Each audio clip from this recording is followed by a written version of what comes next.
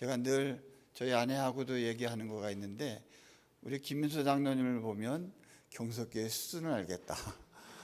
또 그 뒤에 옆에서 계시는 우리 김선영 권사님의 수준을 보면 야, 경석계의 수준이 대단하다. 근데 오늘 또 찬양을 드리니까 정말 대단합니다. 아주 그 가슴에 모든 맺힌 게 있다면 확연히 뚫리는 그런 은혜로움을 체험해서 다시 한번 감사를 드립니다. 또 지휘자분은 이렇게 멋지게 지휘를 하십니까? 아주 여러 가지로 감사를 드립니다.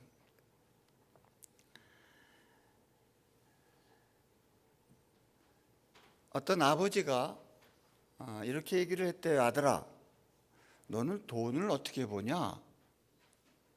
그랬더니 아들이 이렇게 대답을 합니다. 돈이란 돌고 돈다고 해서 돈이지요. 그럼 아버지는 어떻게 돈을 보세요? 그랬더니 아버지가 내가 살면서 겪어보니 가난할 때나 점점 여유가 있거나 돈은 항상 쓰기에 부족하더라. 이런 얘기를 제가 인상 깊게 들었습니다. 우리 영국을 변화시킨 영국의 마틴 루터라고 일컫는 요한 웨슬레 목사님이 그의 재물관을 드러내는 이야기가 있습니다. 그의 수입 중에서 30파운드가 있을 때 28파운드는 자신을 위해서 쓰고 2파운드는 남을 위해서 쓰자, 이렇게 결심을 했습니다. 근데 놀라운 거는 나중에 300파운드의 수입이 있어도 28파운드를 자신을 위해서 쓰고 나머지는 또 남을 위해서 쓰는 그러한 원칙을 고수했다고 하는 것으로 유명해집니다. 대단히 힘들죠? 예. 그런데 놀라운 것은 이렇게 남을 위해서 썼더니 하나님이 그를 크게 돈에 구애받지 않을 정도로 선교하는, 세계는 나의 교구다라고 말할 정도로 선교에 크게 쓰임받는 그러한 목사님이 되셨다는 것입니다. 여기 오기 3주 전에 제가 그 미얀마 양곤에 그 친구의 부탁으로 방문할 시간을 가졌습니다.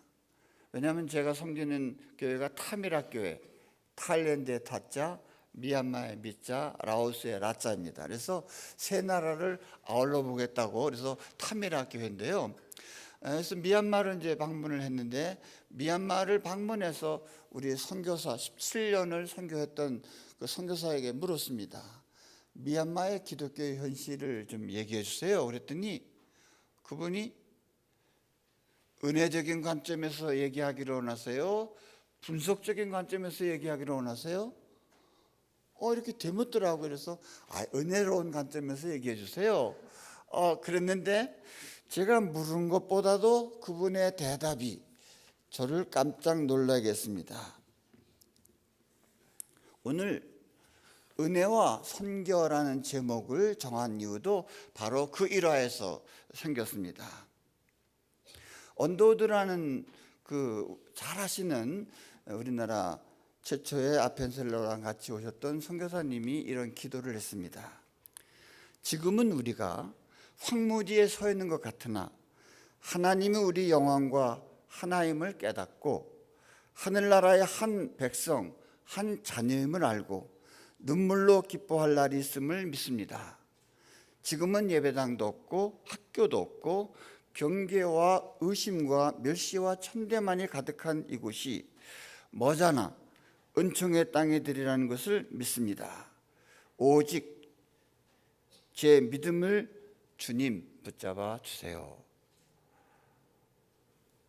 뭔가 마음에 와닿지 않습니까? 우리나라가 얼마나 암담하고 앞이 안 보이는 어둠의 시대에 이 선교사가 오셔서 이러한 기도를 하면서 우리나라에 복음의 씨를 뿌리고 그 결과가 오늘 우리가 다른 나라에 선교할 수 있도록까지 넘치는, 은혜가 넘치는 그런 현장에서 신앙생활을 하게 된 것입니다. 암담하다고 하는 이성적인 분석의 관점에서 선교를 시작하지 아니하고 하나님의 은혜의 관점에서 선교하는 믿음을 가진 결과를 우리가 가졌다면 오늘 우리들도 은혜의 관점에서 선교해야 되지 않겠냐라는 것입니다. 우리는 은혜라는 말을 참 좋아합니다. 은혜 받기를 좋아합니다. 한 걸음 더 나가서 은혜를 베푸는 은혜의 통로가 되기를 결심하는 이런 시간이 되었으면 합니다. 제가 최초의 선교사는 누구냐 하고 물으면서 최초의 선교사는 예수님입니다 이렇게 얘기를 합니다. 하나님의 나라에서 우리 인간의 세상으로 특별히 창조주께서 피조물의 몸을 입으시고 이 땅에 오셨다는 것, 최초의 선교사입니다. 많은 주의 종들을 보내서 하나님 말씀을 대행하다가 직접 가서 직접 저들과 소통해야 되겠다. 하나님 마음에 안 드시는 것이 너무나 많은 인간 세상에 직접 오셨다는 것이 최초의 선교사로서의 예수님의 모습입니다. 예수님은 3년 동안 특별히 제자들과 동고동락하고 완전히 오픈된 삶을 사셨다는 것입니다.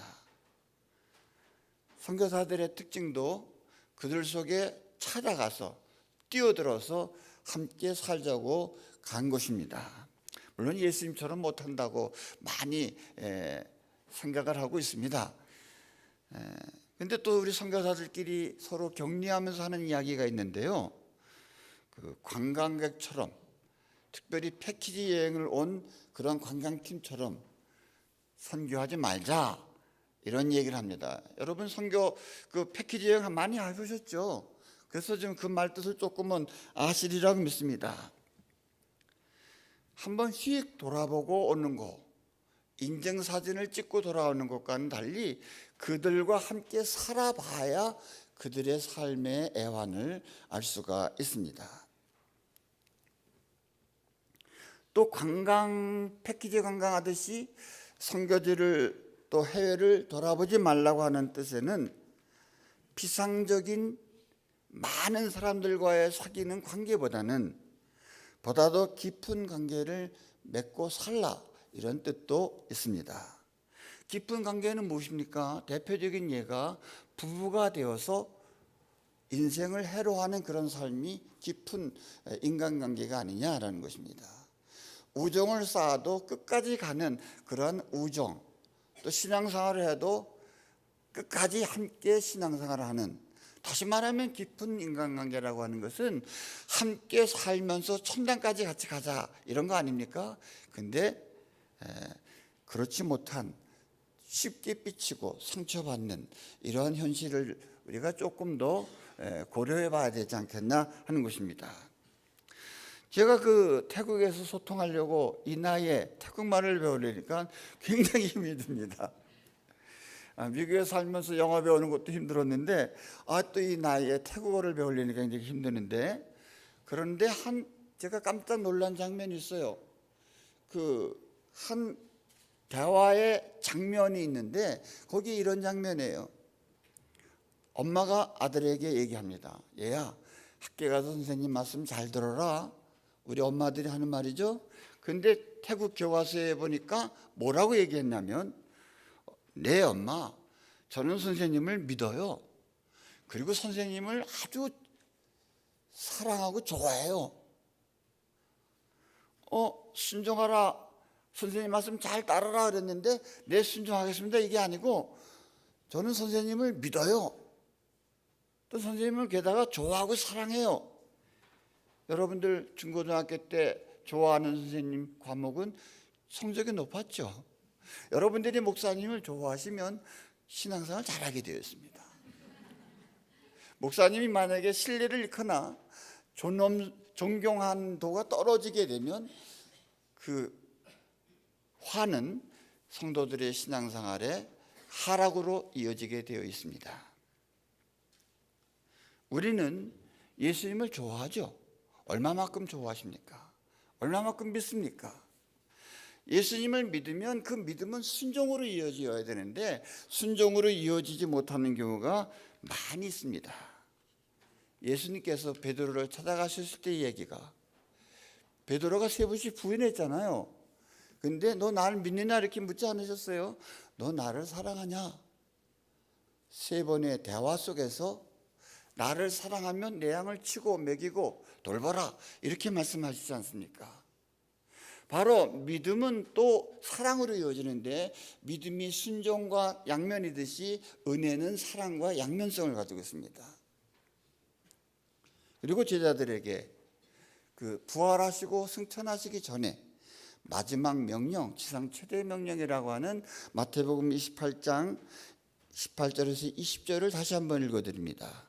나는 하늘과 땅의 모든 권세를 아버지 하나님께로부터 부여받았다. 그러므로 너희는 가서 세상 모든 민족의 모든 사람들을 제자로 삼아 아버지와 아들과 성령의 이름으로 세례를 베풀고 내가 너희에게 명한 모든 것을 가르쳐 지키게 하라. 보라, 내가 세상 끝날까지 항상 너희와 함께 하겠다. 이 말씀 때문에 선교 동력이 되고 선교하려는 것입니다. 그런데 중요한 동사가 있습니다. 가라는 것입니다. 그리고 제자를 삼고 또 세례를 베풀고 그 말씀을 지키게 하라. 우리들은 항상 하나님이 나와 함께 한다, 임마누엘, 이건 참 좋아하는데요, 가는 거 조금 어렵고요, 또 그들을 제자로 삼는 거 더 어렵고요, 세례를 베풀어 가르쳐 지키게 하라, 굉장히 어려운 일입니다. 선교는 쉬운 일이 아닙니다. 근데 선교의 동력이 되는 말씀을 제가 성경을 현장에서 읽다가 보니까 또 하나 발견한 말씀이 있습니다. 부자와 나사로의 비유입니다. 잘 아신 본문이기 때문에 간단하게만 추리면 이런 것입니다. 부자가 지옥에서 이렇게 얘기하죠. 아브라함 조상님, 저 나사로를 시켜서 손끝에 물 한 방울이라도 내 혀에 떨어뜨려 주세요. 얼마나 갈증에 시달렸으면 그 한 방울의 물마저도, 그 흔하디 흔한 한 방울의 물을 혀에 떨어뜨려 달라고 할까. 고통의 극치를 아주 간단하게 설명하시는 그런 말씀 속에서 허용이 되지 않아요. 너와 나의 간격이 크다. 거절당하죠. 두 번째 부탁했습니다. 나의 형제가 5이 있는데 나는 어쩔 수 없이 여기 왔지만 내 형제 5은 이곳에 오지 않게 해주세요. 그래서 성경은 요한복음에 보면은 나사로를 다시 살리시는 예수님의 이야기, 부활의 소식을 전하는 이 제자들의 선교의 이야기가 이어지고 있습니다. 주님께서 그 세계 곳곳에 선교사를 파송하는 이유는, 또 우리가 우리 주변에서 믿지 않는 사람들에게 전도를 해야 되는 이유는 죽음과 지옥의 형벌을 피하게 하자. 어때요? 우리 좀 요즘에 신앙에 너무 좀 격조가 높다 그럴까, 좀 사치스럽다 그럴까, 지옥 형벌 얘기 잘 안 합니다. 뭐 실감 나지도 않죠, 여러분. 그런데 이 성경 본문에서 예수님은 비유를 통해서 이 지옥의 형벌을 느끼는 사람만이, 하나님께 은혜를 호소하고 또 애통하는 심령을 가진 사람만이 선교 현장에 가 있을 수 있다, 이런 뜻입니다. 심령이 가난한 자 천국을 본다라고 하는 것, 애통하는 자가 복이 있다고 하는 것은 바로 우리의 또 다른 선교 현장에서 볼 때 이것이 선교의 동력이 될 수 있겠다 하는 생각을 갖고 있습니다. 예수님께서 나의 사랑하는 제자들에게 냉수 한 컵 주는 자에게 내가 친히 갚아주겠다. 이 냉수 한 컵도 그 우리나라에서 마시는 냉수 한 컵 다르죠. 더운 지역에서 제가 있어 보니까 어떤 데는 정말 목이 엄청나게 마를 때가 있습니다. 그러나 이것이 육신의 물 한 잔이 아니라 때로는 한마디의 말이 주는, 그 롯이 보아스에게 하는 말이 있습니다. 당신이 나에게 하시는 말씀은 내게 시원한 냉수 같습니다. 다시 한번 우리는 냉수 한 컵에다가는 물질적인 것도 줄 수 있지만 말 한마디 던져주는 그 복음의 한마디가 그 사람에게 시원한 육과 영을 살리는 그러한 두 종류의 생수가 있다라는 것을 우리에게 일깨워주는 말씀입니다. 통남육교회를 왜 돕게 되었습니까? 제가 2015년에 저희 아내랑 통남육교회 성탄절에 방문해서 선물을 나눠준 적이 있습니다. 그때 옆에 현장에서 그 건물이 올라가는 것을 봤어요. 그때는 뼈대만 있었어요. 1층만. 근데 그 다음에 가보니까 한 해 한 해 이게 달라지더라고요. 그러면서 땅을 구입하고 건물을 지어준 것은 우리 외부의 도움을 받았지만 이 선교센터는 우리의 힘으로 하겠다. 그러면서 하나하나 지어나가는, 자기네들의 힘으로 지어나가는 모습을 보면서 이 교회를 돕는 것이 좋겠다. 왜냐? 우리 선교 현장에서 제가 가끔 느끼는 것이 우리 탈무드에 나오는 유명한 말씀입니다. 자녀에게 잡은 물고기 10마리를 주지 말고 한 마리 물고기 잡는 법을 주라. 그런데요, 우리 한국교회가 사랑이 많아서 자꾸 주다가 보니까 이 선교지에 있는 그 선교사님들이나 교회 성도들이 자꾸 달라고만 그래요. 뭐 필요하다, 우리는 가난하다, 또 달라 그래요. 마치 여러분들이 그 자녀들 너무 잘해주면 스포를 시키듯이 그 자녀들을 스포를 시키면 안 되잖아요. 계속 의지만 하고 달라고만 하는 그런 자녀들은 나중에 효도를 못 하잖아요. 그래서 이 선교는 정말 어려울 때는 물고기도 줘야 되지만 근본적으로는 물고기 잡는 법을 가르쳐 주고 스스로 자립할 수 있어야 이것이 온전한 선교고 이것이 온전한 부모님의 역할이다. 이것을 느끼지 않습니까?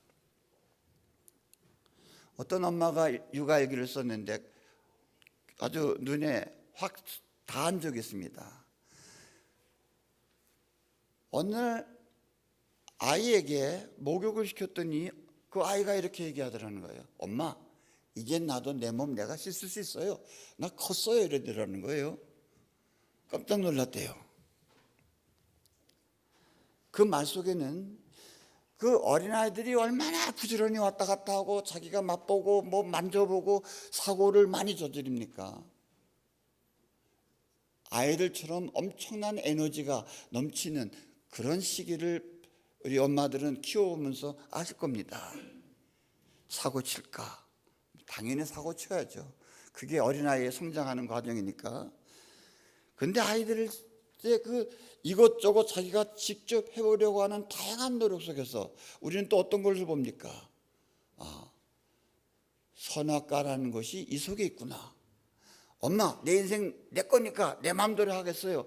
그런 청소년들 보지 않습니까? 응? 선악과를 따먹는 모습은 우리 어린아이들, 우리 자녀들을 키우는 속에서 여러분 많이 보셨을 것입니다. 하나님 우리를 키우실 때 자유를 줬더니 이 자유 가지고 내 인생 내 것 하나님 간섭 없이 내 마음대로 살고 싶다. 이것이 오늘날 만연된 이 사회의 풍조입니다.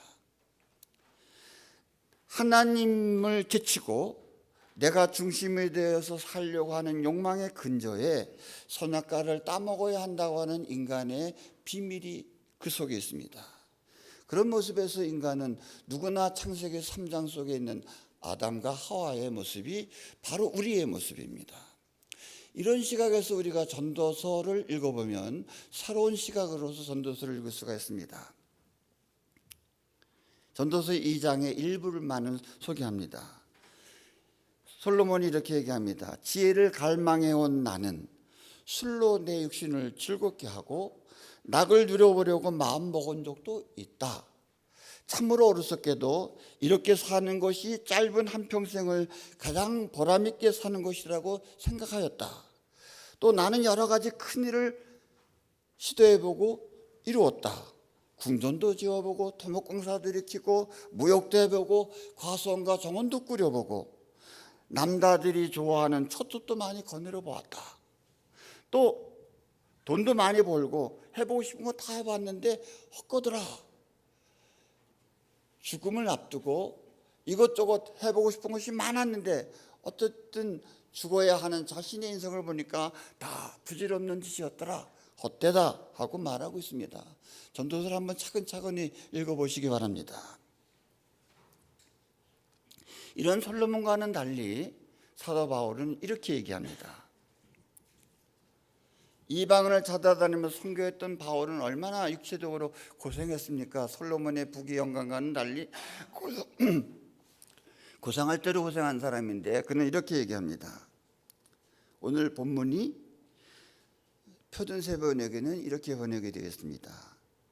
지금과 같이 내가 없을 때에도 더욱더 순종하여서 두렵고 떨리는 마음으로 자기의 구원을 이루어 나가십시오. 조금 더 언급하면 남을 구원하려고 하면서 내가 구원이 된다는 것입니다. 남을 구원하려고 하다 보면 하나님께서 나의 구원은 보장해 주는 것입니다. 내 구원만 위해서 했으면 자기 구원도 어떨지 모르겠습니다. 이어서 하나님은 여러분 안에서 활동하셔서 여러분으로 하여금 하나님의 기쁘게 해드실 것을 소원하게 하시고 실천하게 하시는 분입니다. 여기에서 우리는 두 가지를 우리 구분해서 읽을 수 있어야 됩니다. 하나는 하려고 하는 마음입니다. 내적인 신앙의 상태입니다. 사도 바울도 이렇게 고백합니다. 나는 선하게 살려고 했는데 선하게 하지는 않고 엉뚱하게 악한 짓을 할 때가 있었다. 하나님, 이러한 나를 구원해 주십시오 하고 기도하는 모습이 로마서 7장에 있습니다. 그래서 그는 이렇게 빌립보서 2장 13절에서 우리에게 얘기하기를, 하나님은 내 속에서 역사하셔서 내 마음을 감동하셔서 나로 하여금 하나님을 기쁘게 해드릴 것을 소원하게 하시고 또 실천하게 하신다. To will, 내적 종교고요. To do, 외적 종교입니다. 안과 밖이 일치된다는 것입니다. 바로 이제 우리의 선교가 100주년이 넘었고 60주년이 넘은 우리 경석교회 성도님들이 내적으로도 하나님이 기쁘게 해드릴 것을 소원하시고, 염두에 두는 것은 쉽지만 실천하는 건 어렵지만 그 고비까지 넘기시기를 축원합니다. 말씀을 마쳐야 하죠. 이렇게 고백을 했던 사도 바울이 고린도전서 15장 10절에서 부활장을 얘기하면서, 그러나 나는 하나님의 은혜로 오늘의 내가 되었습니다. 나에게 베풀어 주신 하나님의 은혜는 헛되지 않았습니다. 나는 사도들 가운데 어느 누구보다도 더 열심히 일했습니다. 그러나 이렇게 한 것은 내가 아니라 나와 함께 하신 하나님의 은혜입니다. 은혜를 좀 새롭게 보시기 바랍니다. 사도 바울의 마지막 고백, 그는 자랑합니다. 오늘의 내가 자랑스럽다 이겁니다. 근데 내 노력만이 아니라 하나님께서 은혜 베푸셔서 나를 이렇게 만드셨다는 것입니다. 마지막 날 하나님 앞에서 자기 자신을 이렇게 만들어 주신 하나님께 감사하시는 경석교회 성도들이 되시기를 바랍니다. 짧게 해야 되는데 한 가지만 더 결론으로 말씀을 드리면, 탈란트에 비유해서 한 달란트 받은 자가 책망을 받고 밖에 나가서 슬피 울어야 된다고 합니다. 그런데 그 이유는 뭡니까? 하나님이 주신 달란트를 땅속에 파묻고 또 파묻어야 하는 이유까지 얘기합니다. 다시 말하면 나는 하나님을 위해서 하고 싶은 마음도 없고요, 또 하지 않으려고 내 모든 재능을 묻었다. 그 결과에 대한 책임은 엄중합니다. 그러나 2달란트나 5달란트 받은 사람처럼 주인의 믿음에 대한 기대를 더욱 열심히 행한 사람들은 4배 또 5배 열매를 맺어서 하나님 앞에 더 큰 일을 맡을 수 있는 하나님 나라의 새로운 삶의 세계로 초청하시는 이야기를 들으시기 바랍니다. 바로 경석교회 성도님들은 2달란트, 5달란트 받은 사람으로 하나님 앞에서 멸류관을 쓰시고 칭찬받는 그러한 교회로서 60주년 이후의 생활을 더 멋지게 해나가시기를 주의 이름으로 축원합니다. 기도하겠습니다. 하나님 감사합니다. 우리가 이렇게 좋은 교회에서 좋은 목사님과 좋은 성도님들과 함께 신앙생활하면서 이제는 은혜의 통로가 되고 하나님 은혜가 헛되지 않았다고 고백했던 바울처럼 선교하는 현장에 발걸음을 내디디고 많은 열매 맺게 하여 주옵소서. 주님께서 우리의 마음을 움직이시고 우리의 몸을 사용하여 주시기를 예수님의 이름으로 감사하며 기도드립니다. 아멘.